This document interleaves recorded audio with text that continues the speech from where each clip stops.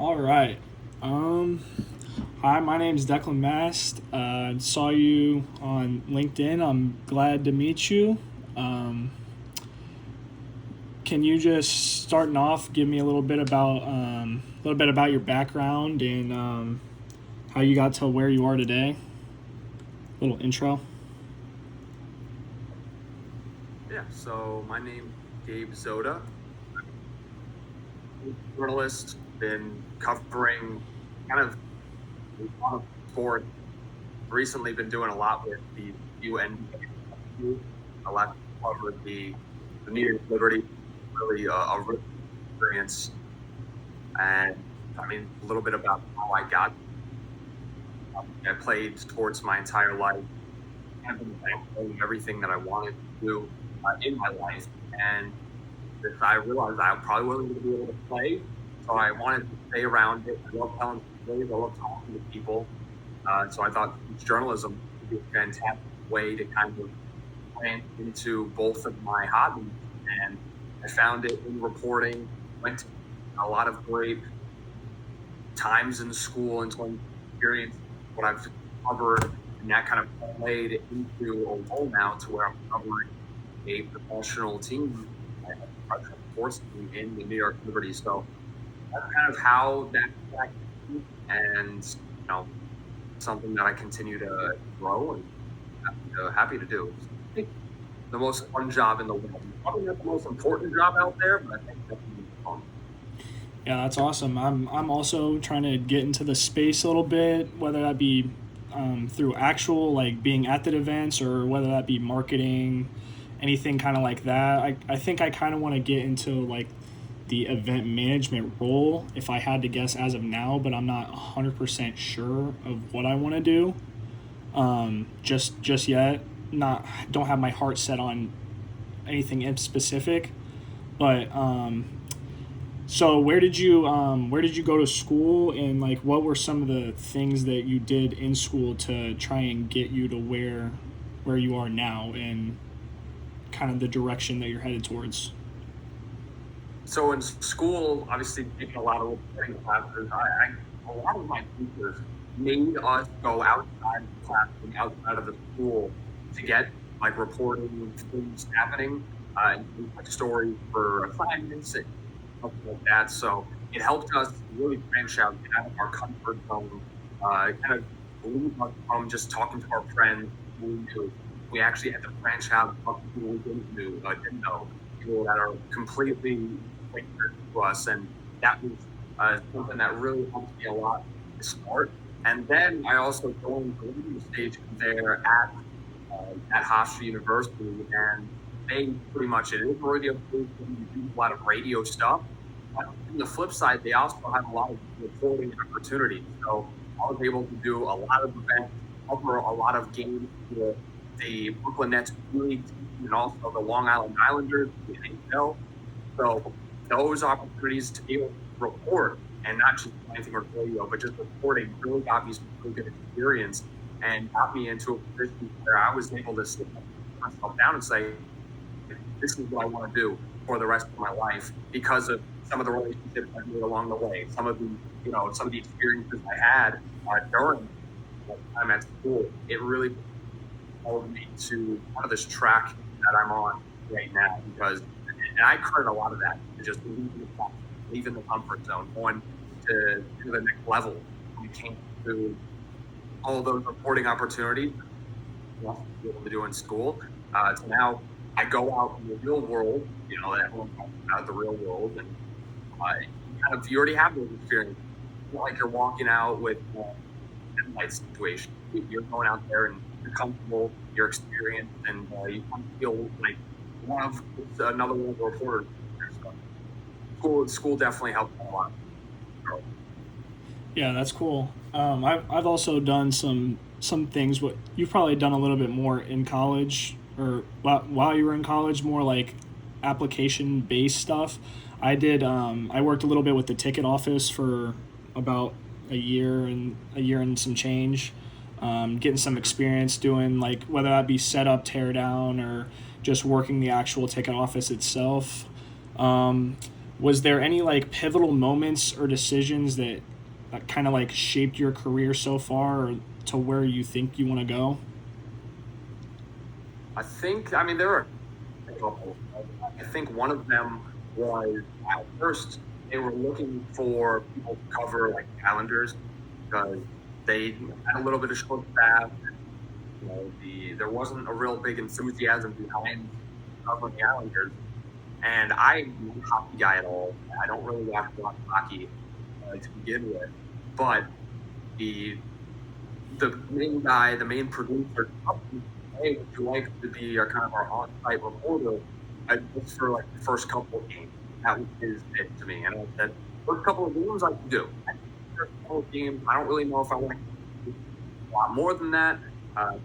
Fine, I just need somebody to do the first couple of games. So I said, you know what? Fine, I'll do it. I go to the first couple of games, and I ended up like really enjoying it.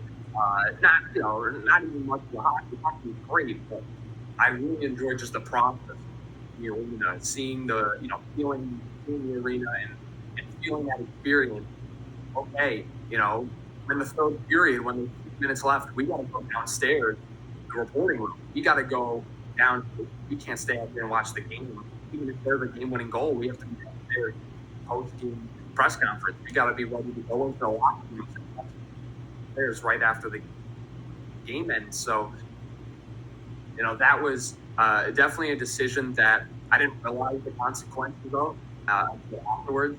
And once that kind of happened, it made me realize, well, damn, this is definitely a much cooler than I thought it was going in. And I'm really grateful for that decision. I'm grateful for the people that kind of pushed me in that direction to make that choice. Because without them, I wouldn't say that I wouldn't have done this.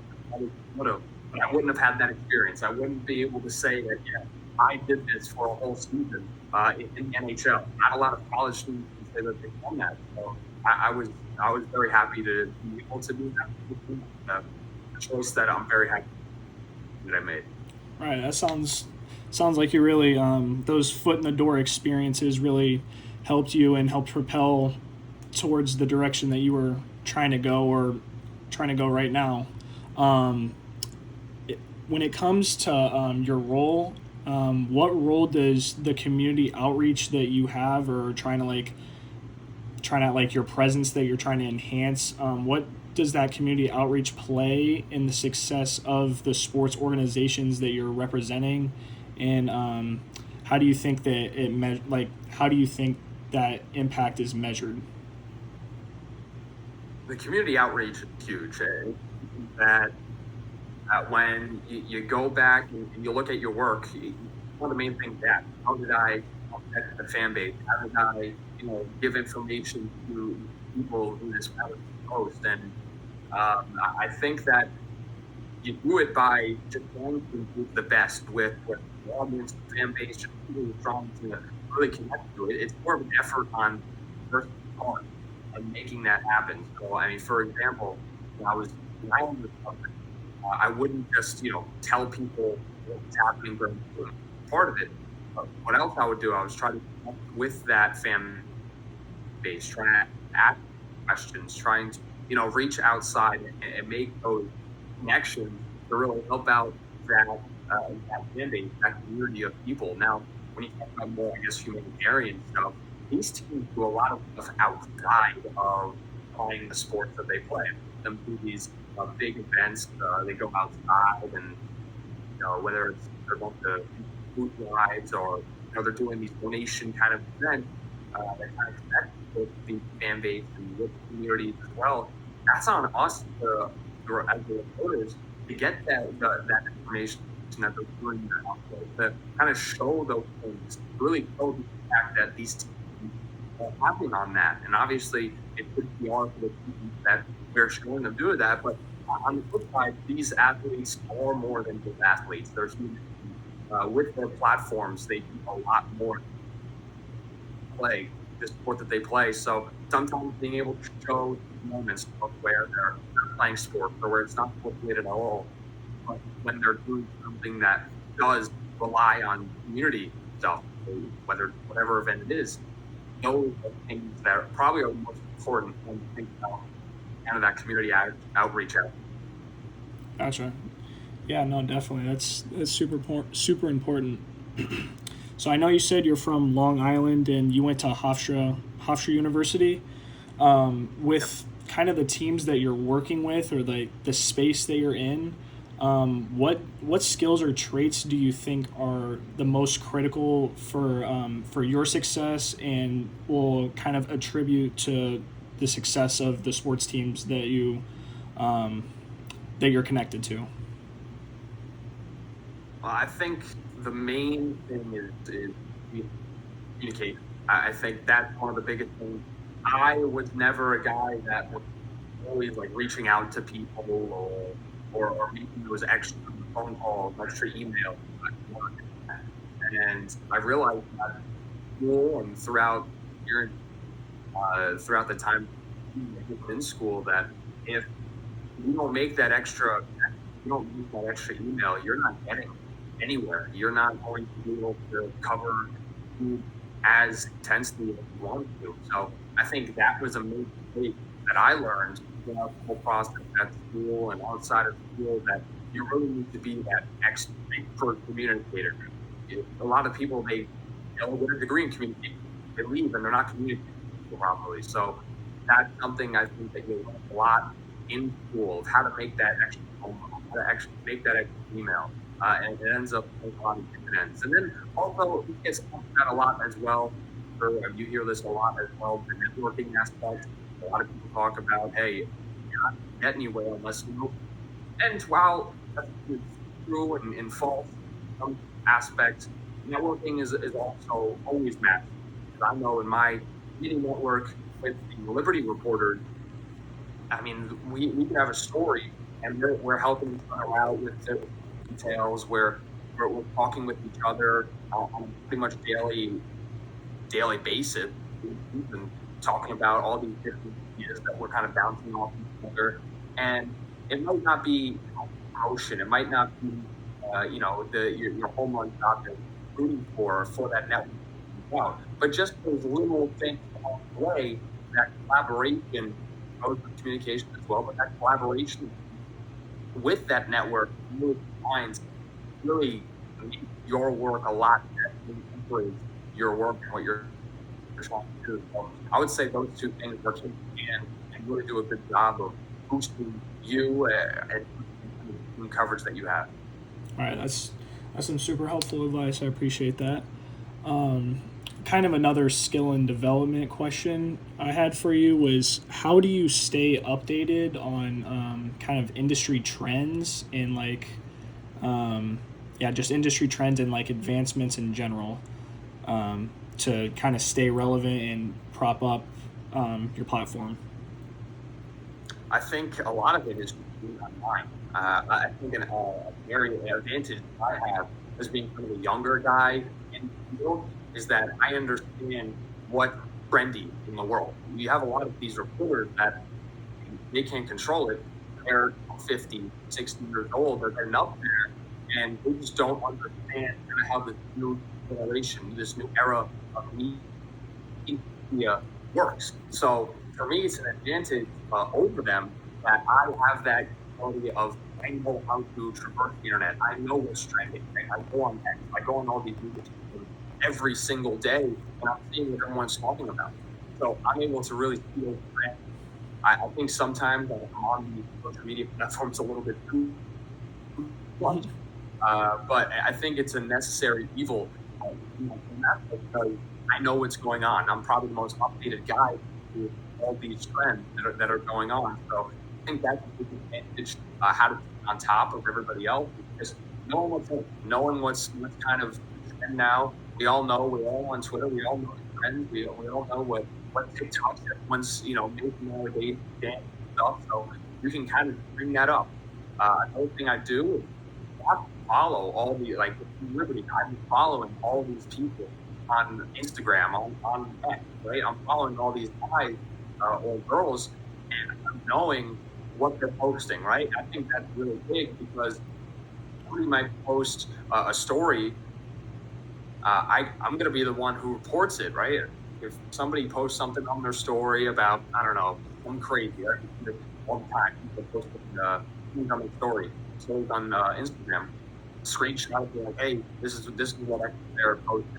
And just kind of keep the fan base updated who might not have seen it, right? So it's things like those, kind of staying chronically online with benefit or kind of health sometimes. But I think that it's one thing that's very people want to stay on top of everybody else. All right, had some really bad technical difficulties. Sorry about that, Gabe. Kind of back to getting where we left off. I was asking you, what has been your biggest challenge that you faced in your current role or past role, and how did you overcome it?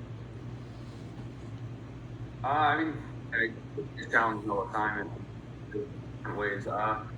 If I have to say one, I would say I was covering the Islanders Hofstra, and they had their Stadium Series game against the Rangers. And I mean, it was probably one of the coolest opportunities I got because I'm covering a game from MetLife Stadium and kind of all the fanatic of that. But I had half of getting kind of fan sound, getting fan interest. First time they did it in New York in a long time. So they wanted me to go out there for the radio and kind of get what fans were thinking. And I mean, when I went out in the concourse that first time, I was kind of overwhelmed. I was scared. I was like, this is a bunch of people. It was like the most packed concourse I think I've ever seen. I mean, my life holding, I think it was like 95,000 people on that day. It was incredible. And you walk on the concourse, and there's room to walk. So, like, at first you might think, oh, it's easy to see people. But when everyone's slowly moving, frustrations, are out there as well. People are trying to get through the seats. It can get a little bit rowdy, and you're walking around. You don't really want to, annoy people. You don't want to get in people's way because they are New Yorkers, right? They got their own little way to them. So that was definitely a problem. And I just had to take a deep breath, kind of step back, and tell myself, all right, this is kind of the job. This is what you have to do. And I was able to find myself a little pocket where it was empty, and kind of just pick a couple people off here and there, and I was able to get the job done. Was it my best job? Probably not, but at the end of the day, it was, I was able to get it done, and there was a lot of emotion there, and a lot of nervousness, a lot of anxiety before I was able to kind of get the job done. So, that I think was a big step for me to kind of just, get over that mental hump, that kind of anxiety hump, and get in the right. Right. Just kind of like a little learning experience. And then you know how to kind of better attack it next time if that's possible. Heading into like a little bit of like leadership and management question. So when you deal with athletes or coaches, or whether that be other employees that you work with, how do you kind of manage those relationships to kind of, I don't know, how do you manage them to best suit you for your future and to help propel you? I mean, every single leadership opportunity that I've been able to have has been a blessing for me, just because of the fact that you get to work with so many different people. You get to work with so many different personalities who come from so many different cultures and upbringings. So I think that's the biggest jump, is just being able to accept and be open-minded to all of those upbringings. They might have ideas that you don't agree with at all, but if you're a leader there, you have to at least listen to it. I think that's one of the biggest things, because if you just are hard stuck to your ways, that ends up really advancing to where you want it to go. On the flip side, if you overdo it, you overcompensate who you're doing, you might not have the very impact, because at the end of the day, you're putting that leadership in, because you're the most trusted to get the job done. So you have to kind of toe that line, I put myself in the other guy's shoes, and I always say, okay, if I was them, how would I want to, kind of lead? I don't want to be the leader that everybody hates and gets the job done. I want to be the leader that gets the job done and everyone can collaborate with. You gotta have that open kind of mindset where you're approachable, you're the guy that everyone can go up to talk about anything and everything, and you guys can work out solutions together, get that job done. I think it's lazy sometimes to see these leaders in position.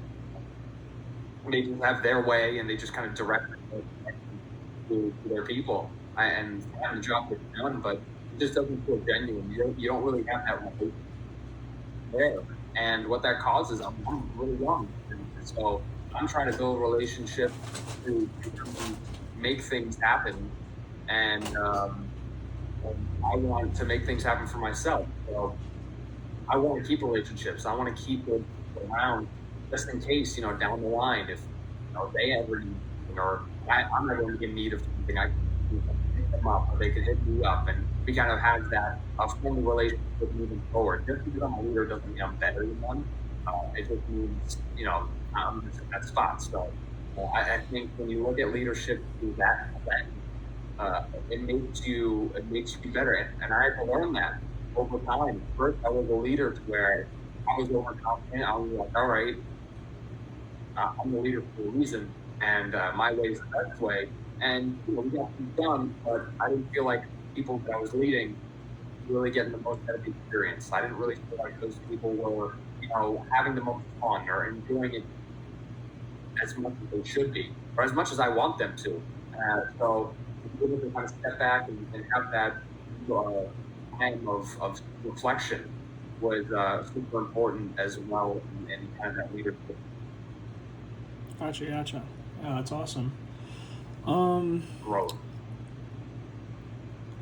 Kind of heading into like a networking mentorship type question. How did networking in school and kind of just in general contribute to your career growth? And also, do you have any advice for building meaningful like professional relationships? Well, I mean, I think one of the ways that you already have a little leg up there is LinkedIn. LinkedIn, super important. Nice tool to have. It's not the end all be all, but be able to find somebody on LinkedIn that you're looking for, send them a message, right? Have that ability to really press send. Don't feel nervous about it, right? It's one of those situations where I can say, well, the worst thing to say is no, kind of things. And that's a super important jump that, you seem to have a good grasp of. So that's big in that aspect.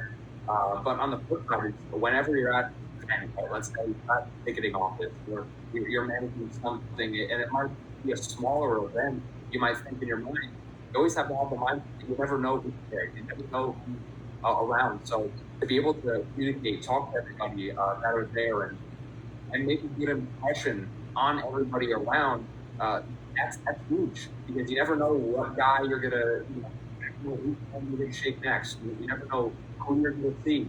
I think those are the biggest things to really get out there.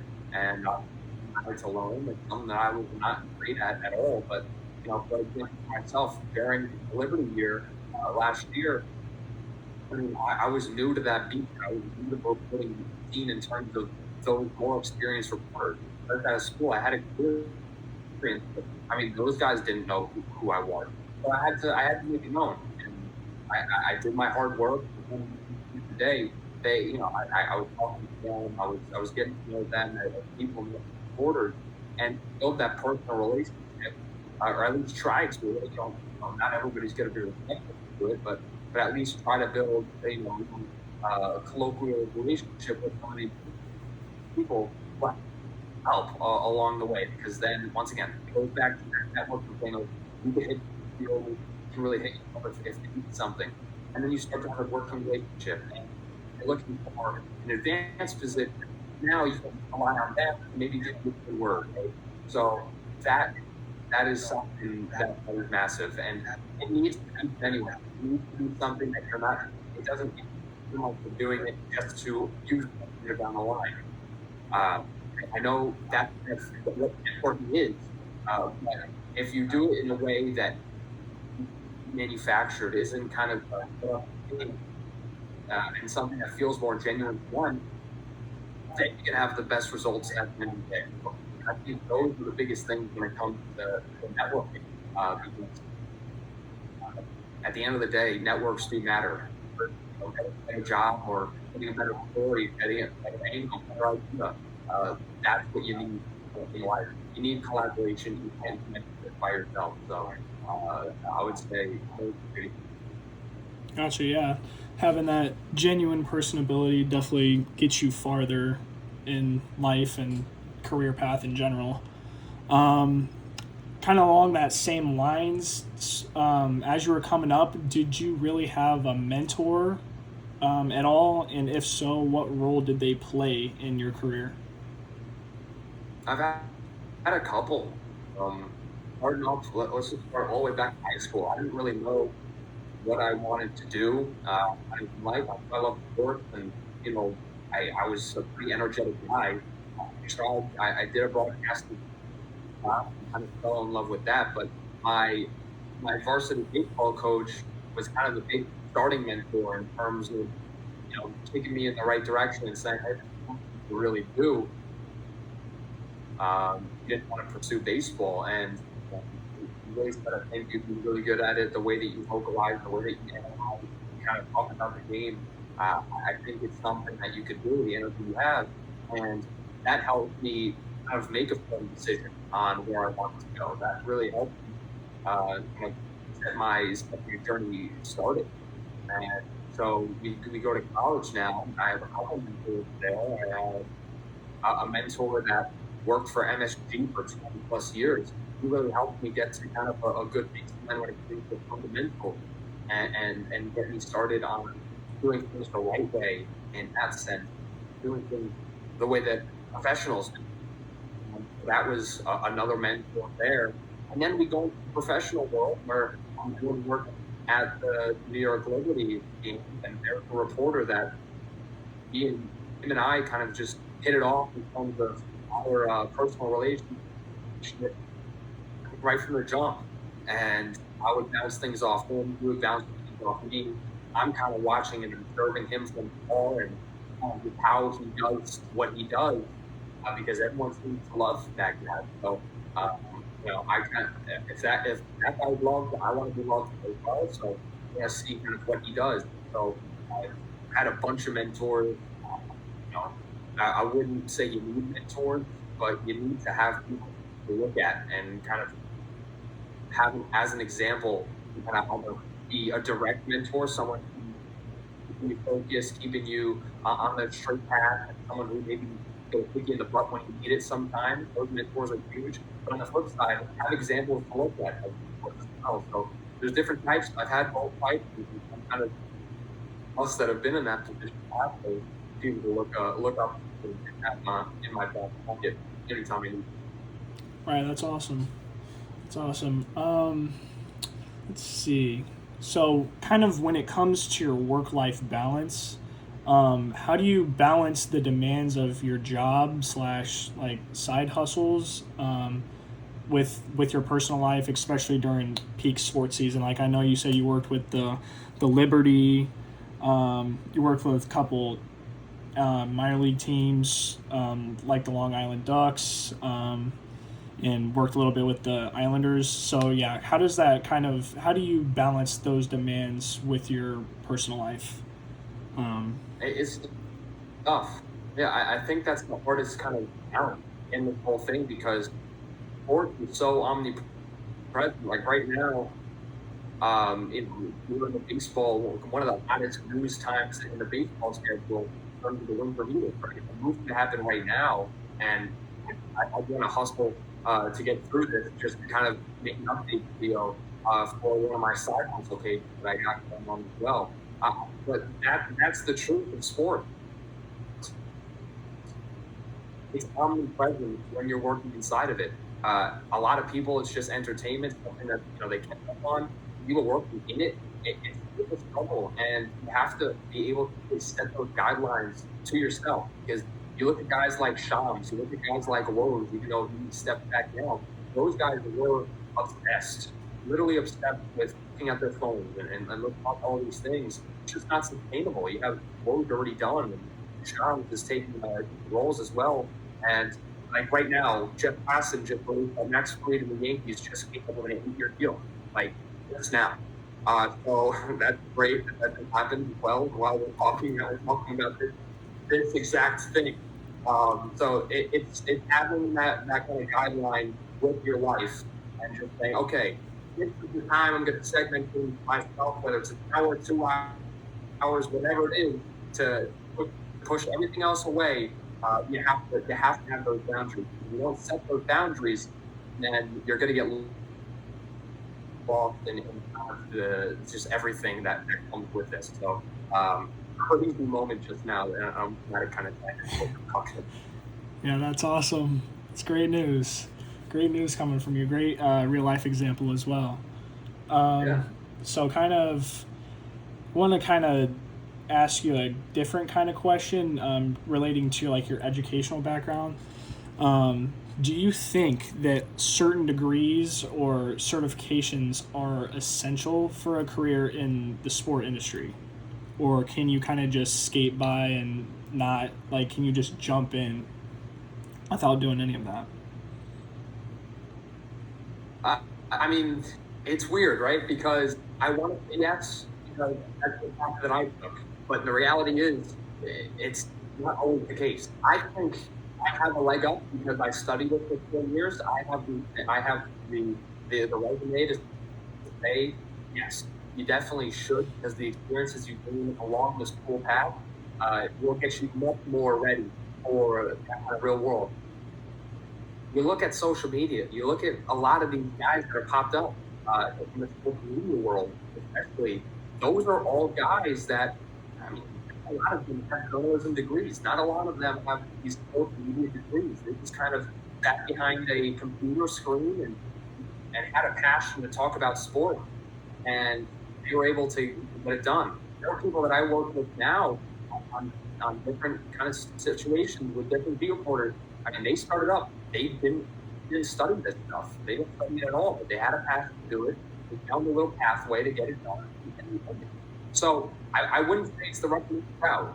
I wouldn't say that you don't need it, but to say that you need it, it's not factual. Now, if we're talking about other branches like PR people, like the more management style situation, I think it's really important that these degrees, those degrees, whether it's a management, business, right, they'll teach you a lot of the kind of administrative duties and the administrative style of life that necessary, that you can't learn outside of a classroom. So I think that when you look at media, once again, I'll kind of revert. I don't think it's necessary, but I think it is super important if you do end up going that route, just to learn the state, learn the style early. But that's something that if you just have a passion in, I think you can get it done with or without the. Right. So you're saying like you don't really need it, but if you do it, it definitely could help. Like especially with just learning information in general, as well as meeting people and networking and creating all that kind of stuff. So yeah, that makes sense. Can you share a moment, like a memorable experience that reaffirmed your passion for this field and just your passion for all the jobs you work in general? I mean, there's a lot of moments. Like I'll go back to that Stadium Series game, seeing the 96,000 fans being in the press box for that game. That was a moment to where I was kind of in shock, and I was like, wow, this is my life, right? This is kind of what I want to do. Because you feel the energy in you. You feel all of that stuff in the press box. And you really work against the world. That hits hard. And then, I mean, you go back to the Liberty. I mean, I was in the WNBA finals, and I'm at home at the Barclays Center, feeling the arena shake every match. I mean, you can, as a fan, find, that's fun experience. But to be able to work in it, talk to these guys, a little bit more of a selfish moment. I got to tap up Mike Lee on the sideline before a game. And that's a moment that he probably won't remember because he's dapped up with other people in his life. But for me, being able to dap up just once, that's like moments where you're like, damn, this is super cool.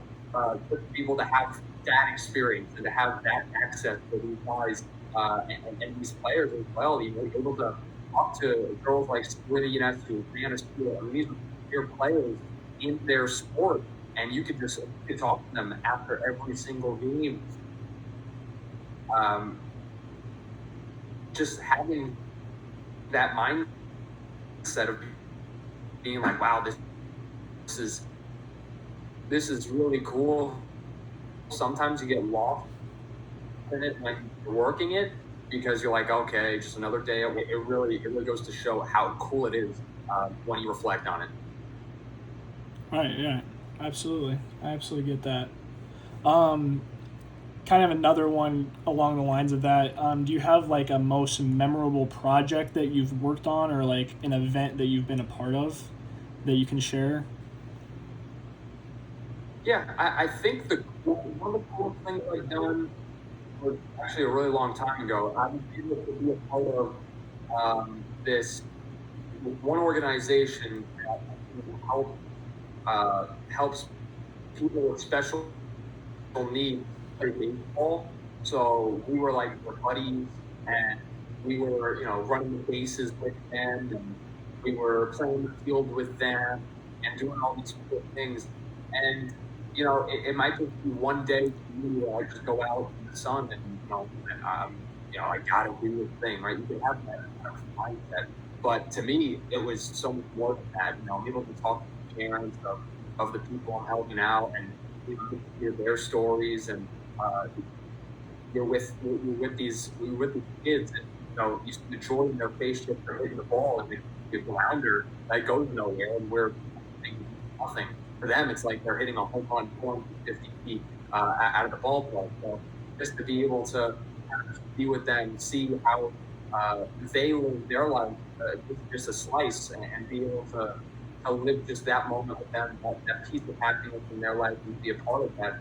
I think for me, that was one of the more special things that I was able to be a part of, that document. I think for me, that was one of the things that was one of the most meaningful for me, to be able to tell that story, to be able to be a part of it, and share that experience with those families and kids. I think that was kind of one of the more meaningful times. Yeah, that's cool for sure.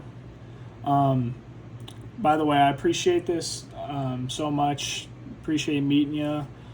Sitting down and doing this with me. I just got a couple more questions for you. Three more or so, and I'll get you on out of here. Kind of going on with the industry trends question. How do you see the sports industry field evolving in the next 5 to 10 years? There's a lot of people now that there are a lot of the whole kind of TikTok and reels and short form video content world has obviously taken by storm. It's kind of known, but you go into a lot of the people in the reporting world, and they're still making these written reports. I think that we'll start to see that change more and more as more and more reporters become more talented with audio and video kind of editing. I think that we'll see a lot more people kind of moving away from written word. That'll still stay there. A lot of people will move towards the word in terms of videos and how they attract and love it. You look at analytics, you look at those trends.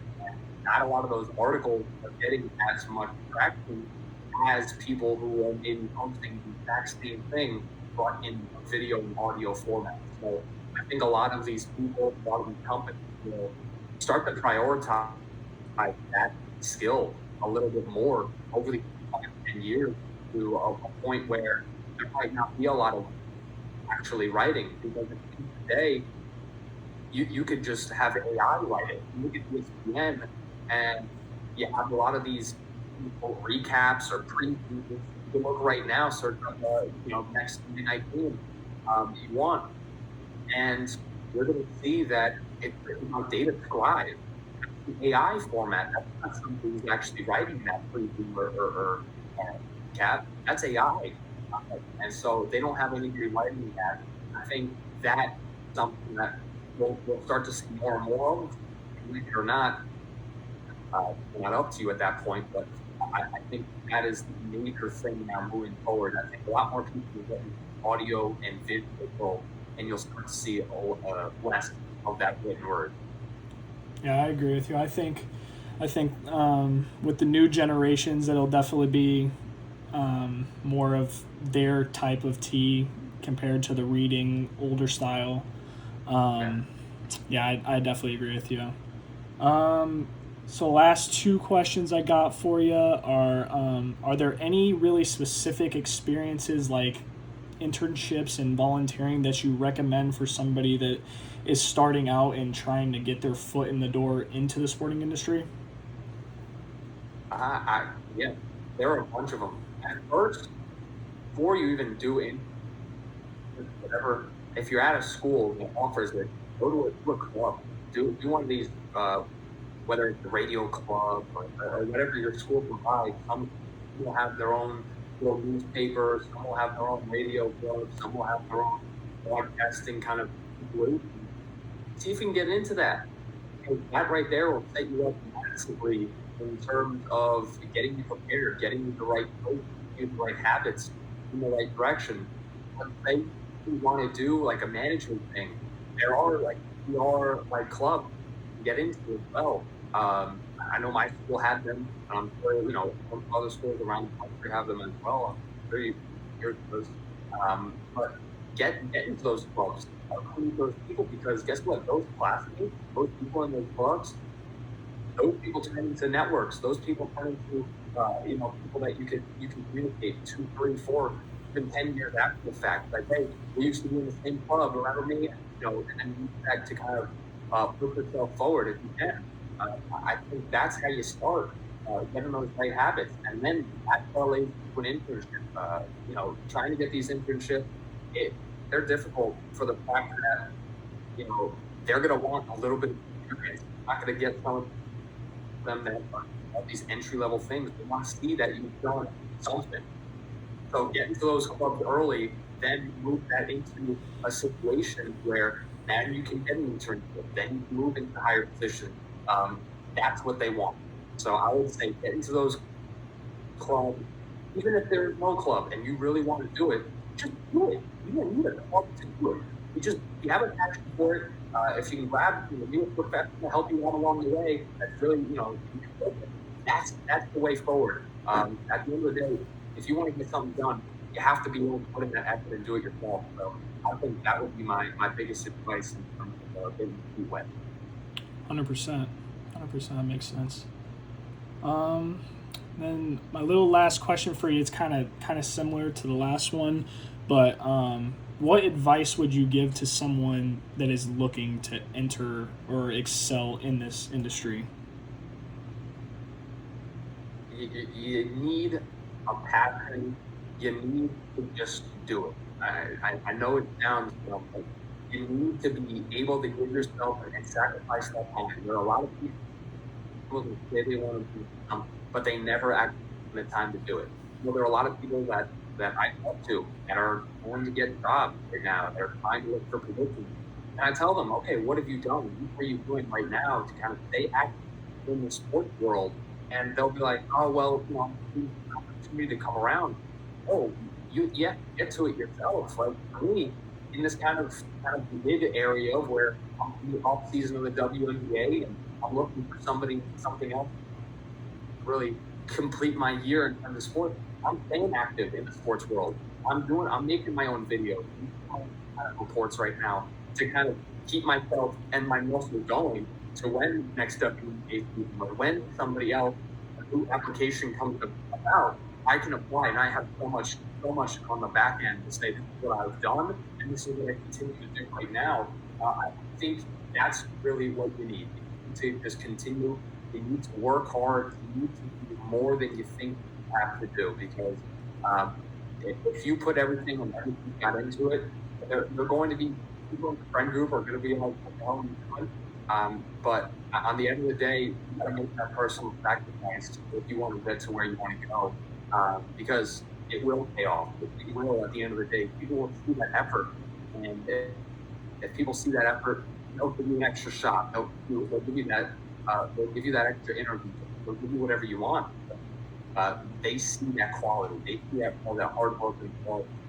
To me, if you want to do it, do it. You have to do it a lot, though. You have to sacrifice more time than you think in order to make your dream a reality at that point. Yep, 100%. I get it. Just really throwing yourself into that fire and just getting the experience that you'll need for whatever job you're looking for. Yep. Well, Gabe, I really appreciate meeting you, and really appreciate you talking with me for a little bit, even though we had some technical difficulties. Appreciate all the advice and stuff. Wish you nothing but the best in the future. I'm sure I'll keep in touch with you now that I'm connected. Yeah, just thank you. Appreciate it. Thank you. Yeah, definitely keep in touch. All right, will do. Have a good one.